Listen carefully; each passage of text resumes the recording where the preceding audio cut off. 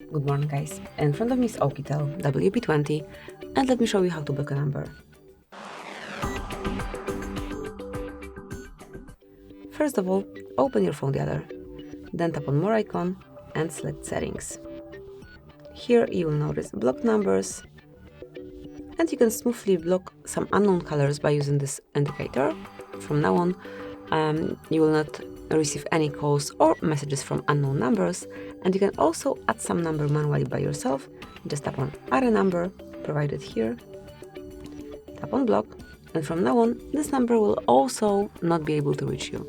You can remove some number from your blacklist by using the cross icon. Well, that's it, that will be all. Thank you for watching. Please subscribe our channel and leave the thumbs up.